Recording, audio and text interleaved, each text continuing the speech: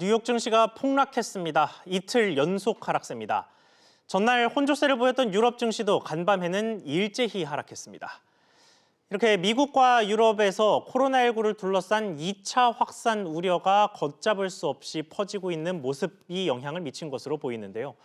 너무 일찍 축포를 터뜨리고 너무 일찍 경제활동 재개를 선언한 게 독이 될 거란 우려가 커졌습니다. 우리나라도 안심하긴 이르죠. 이태원 클럽발 확진자가 번지면서 상황이 그다지 좋지 않습니다. 코로나19 상황에 따른 국내외 경제 영향 전문가와 함께 짚어보겠습니다. 김세환 이화여대 경제학과 교수 나와 있습니다. 교수님 안녕하십니까? 안녕하십니까? 네, 먼저 미국부터 짚어보겠습니다. 사실 미국과 관련해서는 요 며칠 내내 경제 재개를 온갖 주에서 준비하고 있다라는 소식들이 전해졌고 그것 때문에 증시도 꾸준히 올랐는데 요 이틀 동안 폭락하면서 다우지수가 단숨에 4월 말 수준으로 다시 돌아갔습니다. 이게 미국의 보건수장인 앤서니 파우치 소장이 이 섣부른 경제활동 재개가 불필요한 죽음을 초래할 수 있다라면서 강도 높은 경고를 했는데 이게 영향을 좀 미쳤다고 봐야 할까요? 네, 맞습니다. 지금 미국 경제가 3월 말 이후 코로나 바이러스 사태로 강제적으로 중단 상태에 있는데요. 이를 영어로 락다운이라고 합니다. 예. 근데 경제 재개를 하는 문제, 즉 럭다운을 해제하는 문제에 대해서 지금 큰 충돌이 일어나고 있는 상황이라고 볼 수가 있습니다. 트럼프 대통령과 일부 주지사들은 경제적인 고통이 너무 심하니까 빨리라도 이 락다운을 해제하고 싶어 하고요.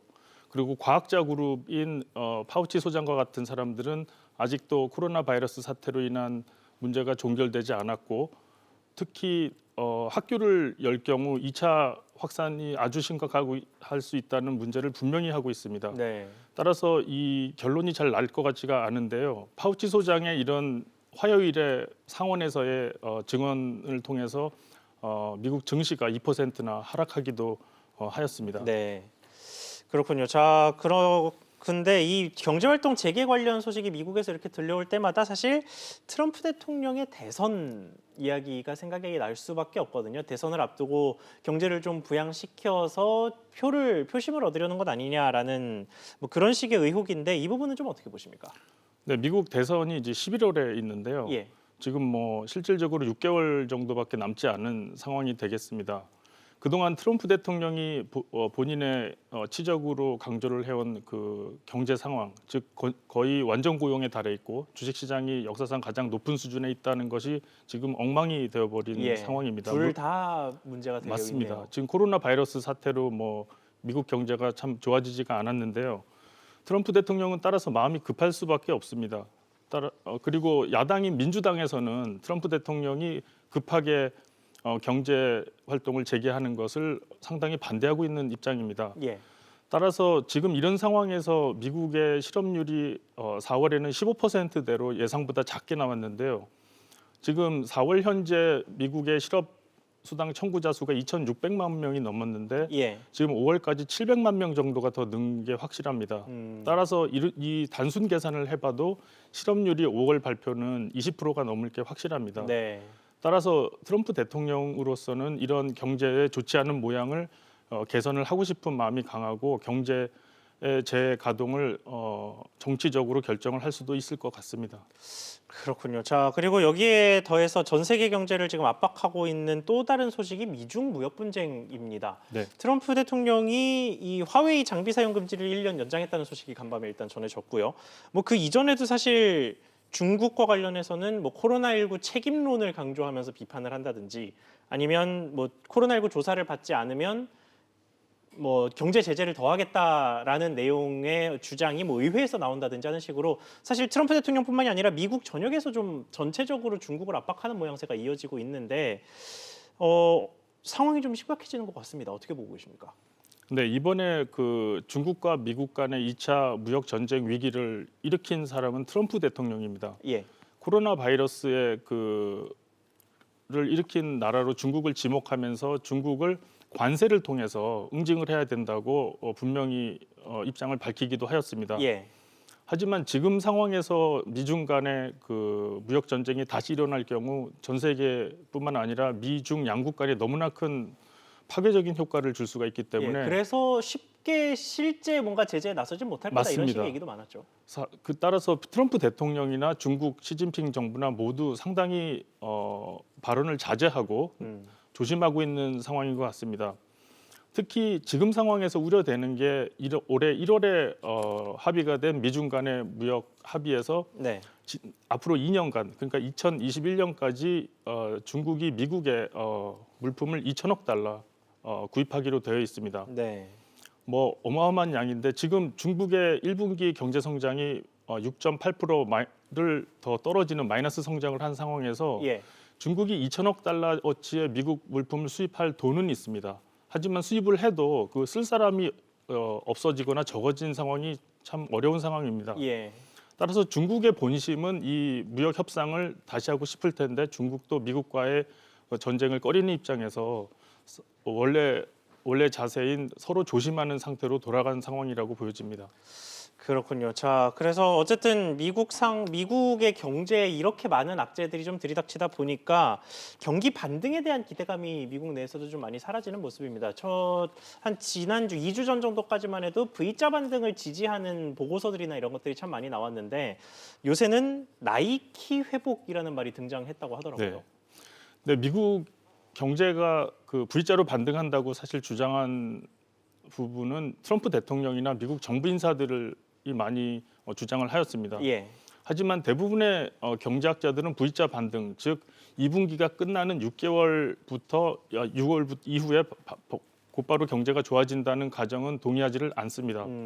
오히려 U자형 반등, 즉 올해 말이 지나서 내년 초에 가서나 경제가 반등한다는 가설에 더 동의를 많이 하고요. 몇 시간 전에 파월 미국 연준 의장의 발언을 통해서 봐도 미국 연준도 경기 회복이 늦어질 수 있다는 점을 분명히 하고 있습니다. 예. 따라서 미국 연준도 U자형 반등 또는 말씀하신 대로 나이키 운동화의 상표인 그 로고와 같은 그런 U자가 오른쪽으로 좀 더 치우친 네. 더 그러니까 시간이 결국은 침체는 빠르고 회복은 느릴 맞습니다. 거다라는 식의 얘기네요. 회복이 더 늦어지는 반등에 더 주안점을 두고 있는 것 같습니다. 하지만 이런 상황이 소위 L자형이나 I자형 경제 위기로는 번진다는 가정에는 동의하지 않는 사람이 많습니다. 그 이유는 뭔가요? 경제가 전 세계 그 선진국을 중심으로 서서히 그 소비가 살짝 살아나고 있고요. 우리나라도 마찬가지지만 예.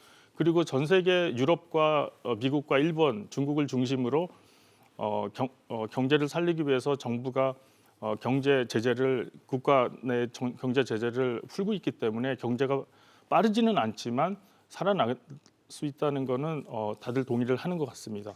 알겠습니다. 자, 이번엔 국내 우리나라 소식으로 좀 들어가 보겠습니다.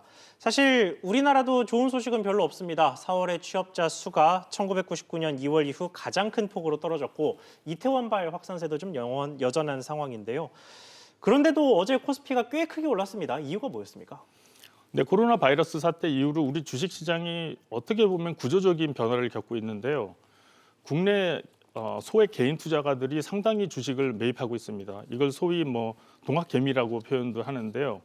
외국인들은 지속적으로 주식을 한국에서 팔고 나가고 있습니다. 올해만 23조 원 정도를 팔았고요. 예. 그 양을 모조리 국내 개인 투자가들이 매수하였다고 보면 되겠습니다. 따라서 이에 대한 이런 새로운 현상에 대한 변화가 계속해서 우리나라 주식시장이 코로나 바이러스로 더 떨어질 수 있는 상황을 막고 있는 형국이 되겠습니다. 또한 코로나 바이러스 사태가 지속되고 있지만 사회적 거리두기도 완화되고 그리고 경제를 다시 시작하려는 정부의 움직임도 있기 때문에 네. 주식시장의 상승 요인으로 작용을 하고 있습니다. 그렇군요. 자, 그리고 이런 가운데 한국은행이 오늘 금융통화위원회 본회의를 개최를 합니다. 최근 들어서는 한은의 이 정책 움직임 폭이 조금은 정적으로 변했다라는 식의 느낌을 받고 있는데 뭐 기대하는 움직임이라도 좀 있으신지요?